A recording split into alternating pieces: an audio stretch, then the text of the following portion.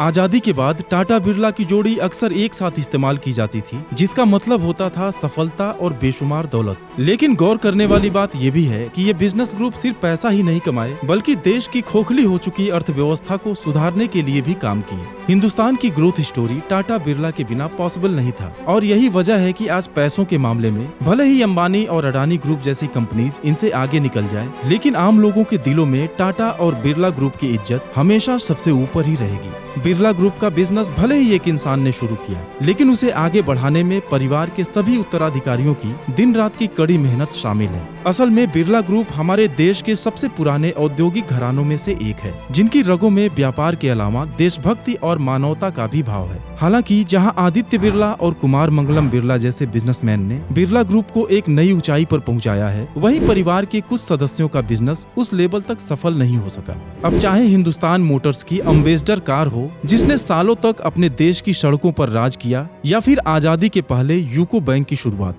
देश भर में फैले बिरला टेम्पल्स हों, या फिर डेली पढ़े जाने वाले एचटी मीडिया ग्रुप के फेवरेट न्यूज़पेपर्स, सब बिरला फैमिली की ही देन है। लेकिन आपको जानकर हैरानी होगी कि ये सब आदित्य बिरला ग्रुप ने नहीं, बल्कि बिरला परिवार के और सदस्यों ने शुरू किया था, जिसे समझने के लिए हमें बिरला ग्रुप के शुरुआत से लेकर अभी तक की जर्नी को जानना जरूरी है। कहानी की शुरुआत होती है सन 1857 में राजस्थान के पिलानी गांव से, जहां शिव नारायण बिरला अपने कॉटन के व्यापार को बढ़ाने के लिए पिलानी से बाहर निकलकर काम करना शुरू किए। गुजरात का अहमदाबाद व्यापार का मुख्य केंद्र था, जहां कपास को इकट्ठा कर उसकी सफाई की जाती थी और ट्रेन से मुंबई भेजने के बाद अंग्रेज उसे अलग अलग देशों में निर्यात करते थे। असल में शिव नारायण बिरला भी इसी कॉटन ट्रेडिंग के व्यापार में लग गए, लेकिन अपना कोई संतान नहीं होने की वजह से वह अपने व्यापार का विस्तार नहीं कर पा रहे थे। इसी वजह से उन्होंने बलदेव दास को अपने बेटे के रूप में अडॉप्ट किया और साथ मिलकर मुंबई में शिव नारायण बलदेव दास के नाम से एक ट्रेडिंग हाउस की शुरुआत की। अंग्रेज चाइना के साथ अपना व्यापार बढ़ाने के लिए इंडिया में अफीम के खेती की जब शुरुआत किए, तब बलदेव दास बिरला भी उस बिजनेस में कदम रख दिए और अपने कुछ साथी व्यापारियों के साथ मिलकर मालवाहक जहाजों से ट्रेडिंग करने लगे।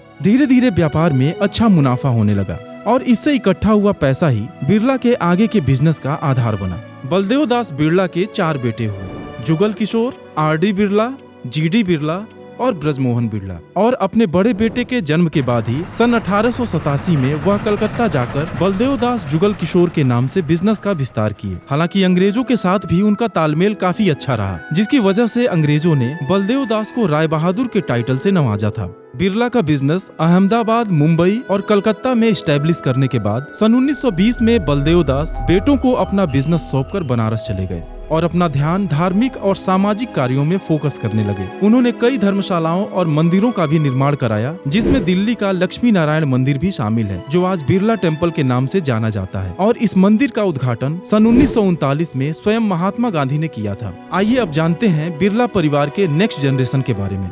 बलदेव दास के सबसे बड़े बेटे जुगल किशोर का कोई बेटा नहीं हुआ, जबकि दूसरे बेटे आर.डी. बिरला यानी कि रामेश्वर दास बिरला के 2 बेटे गजानन बिरला और माधव प्रसाद बिरला थे। दरअसल माधव प्रसाद का भी कोई बेटा नहीं था और दुर्भाग्य से सन 1990 में अपने भाई गजानन बिरला के बेटे अशोक बिरला, उनकी पत्नी और बेटी सुजाता के साथ एक प्लेन दुर्घटना में उनकी मौत हो गई और गजानन बिरला के बिजनेस की सारी जिम्मेदारी उनके पौत्र यशोवर्धन बिरला पर आ गई, जिसे वह आज द यश बिरला ग्रुप के नाम से चला रहे हैं। हालांकि उनकी कंपनीज आज कई फाइनेंशियल और लीगल मुश्किलों का सामना कर रही हैं और यहाँ तक कि सन 2019 में यूको बैंक ने तो उन्हें कर्ज न चुकाने की वजह से विलफुल डिफॉल्टर भी घोषित कर दिया है। जबकि माधव प्रसाद बिरला की प्लेन क्रैश के बाद उनकी wife Priyambada Birla MP Birla group की चेयरपर्सन बनी और अपने फ्लैगशिप कंपनी बिरला कारपोरेशन के फाइनेंशियल एडवाइजर राजेंद्र सिंह लोधा को सन 2001 में कंपनी का को चेयरमैन बना दिया। सन 2004 में प्रियंबदा बिरला की मौत के बाद पता चला कि उन्होंने बिरला कारपोरेशन की 5000 करोड़ की संपत्ति को अपनी मौत के बाद राजेंद्र सिंह लोधा के नाम कर दिया था, जिसके खिलाफ आज भी बिरला और लोधा परिवार के बीच कानूनी लड़ाई चल रही है। अब सही मायने में अगर देखा जाए तो अगले 2 भाइयों ने ही बिरला ग्रुप की विरासत को आगे बढ़ाया। पहले हम बात करेंगे सबसे छोटे भाई ब्रजमोहन बिरला की,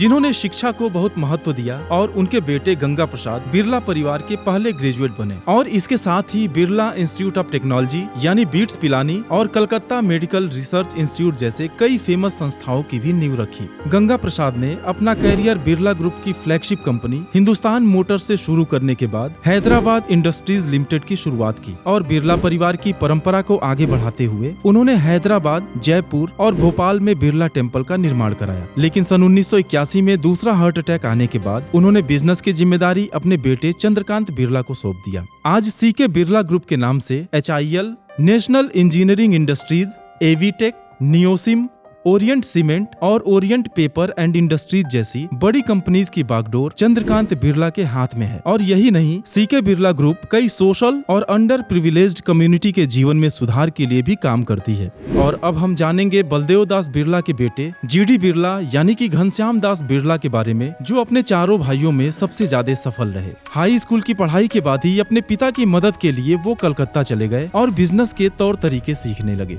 सन 1912 में अपने ससुर M सोमानी की मदद से उन्होंने बिरला ब्रदर्स के नाम से अपना खुद का बिजनेस स्टार्ट किया और कुछ ही समय में दिल्ली और ग्वालियर में एक पुरानी कपड़ा मिल खरीद लिए। उसके बाद सन 1918 में बिरला जूट मिल स्टार्ट करने के साथ ही 1921 में ग्वालियर में एक नए कपड़ा मिल की भी नींव रखी और अगले साल ही उन्होंने केशव राम कॉटन मिल को भी खरीद लिया। इस तरह कारोबारी जगत में आने के सिर्फ 15 सालों के अंदर ही उनका नाम भारतीय उद्योग जगत के शीर्ष व्यक्तियों में शुमार हो गया। सन 1926 में ब्रिटिश शासन में वह सांसद चुने गए और फिर 1928 में वो पूंजीपति संगठन फिक्की के अध्यक्ष बने, जिसकी स्थापना 1927 में गांधी जी की सलाह पर GD बिरला और पुरुषोत्तम ठक्कर ने की थी। GD बिरला केवल उद्योग जगत में ही नहीं बल्कि फ्रीडम मूवमेंट में भी बहुत सक्रिय रूप से जुड़े हुए थे। असल में वो अपने देश के एक ऐसे बिजनेसमैन थे जो विदेशी वस्तुओं के सख्त खिलाफ थे। वो गांधी जी के अच्छे मित्र और प्रबल समर्थक तो थे ही साथ जवाहरलाल नेहरू, सरदार पटेल और जयप्रकाश नारायण से भी उनके अच्छे संबंध थे। फ्रीडम मूवमेंट में आर्थिक मदद के साथ ही वह बाकी व्यापारियों को भी आंदोलन से जुड़ने में मदद करते थे। और जब फंड मैनेजमेंट के लिए अपने देश के एक लोकल बैंक की जरूरत महसूस हुई तो क्विट इंडिया मूवमेंट को सपोर्ट करने के लिए 1943 में यूनाइटेड कॉमर्शियल बैंक लिमिटेड की स्थापना किए, जिसे आज हम यूको बैंक के नाम से जानते हैं। आजादी के बाद हिंडाल्को और ग्रासिम इंडस्ट्रीज की शुरुआत कर GD बिरला ने लोगों को रोजगार देने के साथ ही देश की अर्थव्यवस्था को भी मजबूत किया। आज दिल्ली में जो स्थान गांधी स्मृति के नाम से जाना जाता है वो कभी बिरला हाउस कहलाता था। गांधी जी दिल्ली जाने पर हमेशा बिरला हाउस में ही रुकते थे और अपनी जिंदगी के आखिरी 4 महीने बिरला हाउस में ही गुजारे थे। GD बिरला की 2 बीवियों से कुल 3 बेटे और 3 बेटियां थीं और इन 3 बेटों में सबसे बड़े लक्ष्मी निवास बिरला थे, जिनके पौत्र सिद्धार्थ बिरला फिक्की के प्रेसिडेंट रह चुके हैं। जबकि दूसरे बेटे कृष्ण कुमार बिरला की 3 बेटियां हैं, जिसमें सबसे छोटी बेटी शोभना भारतीय ST मीडिया ग्रुप की चेयरपर्सन और एडिटोरियल डायरेक्टर है। तीसरे बेटे बसंत बिरला 15 साल की उम्र में ही कई कंपनीज के साथ एसोसिएट हुए और उनकी शादी गांधी जी और जमनालाल बजाज के जानने वाले एक्टिविस्ट और राइटर ब्रिजलाल बियानी की बेटी सरला के साथ हुई। बसंत बिरला का एक बेटा और 2 बेटियां थीं, जिसमें बेटे आदित्य विक्रम बिरला ने ही बिरला ग्रुप के बिजनेस को ग्लोबल लेवल पर ले जाने का काम किया, जिसकी वजह से उन्हें इंडियाज फर्स्ट ग्लोबल इंडस्ट्रियलिस्ट का खिताब मिला। आदित्य विक्रम बिरला ने ही आदित्य बिरला ग्रुप की शुरुआत की, लेकिन 52 साल की उम्र में ही कैंसर से उनकी मौत हो जाने से उनके बेटे कुमार मंगलम बिरला को 28 साल की उम्र में ही बिजनेस को संभालना पड़ा। कुमार मंगलम बिरला चार्टर्ड अकाउंटेंट हैं, जिन्होंने लंदन बिजनेस स्कूल से MBA की डिग्री भी हासिल की है। आज आदित्य बिरला ग्रुप दुनिया की 36 देशों में फैली हुई है और उनके कुल रेवेन्यू का 50% हिस्सा इंडिया के बाहर से ही आता है। ग्रासिम, हिंडाल्को, अल्ट्राटेक सीमेंट, आदित्य बिरला कैपिटल, वोडाफोन आइडिया और आदित्य बिरला फैशन एंड रिटेल उनकी फ्लैगशिप कंपनीज में शुमार हैं, जिनके बारे में हम अगले वीडियो में डिटेल में जानेंगे। आज जब हम बिरला की बात करते हैं तो ज्यादातर लोग आदित्य बिरला ग्रुप ही समझते हैं, लेकिन इस वीडियो को देखकर आपको समझ आ गया होगा कि बिरला की विरासत कितनी बड़ी है। तो दोस्तों, आज की हमारी इस वीडियो में बस इतना ही। आपके बहुमूल्य समय के लिए धन्यवाद।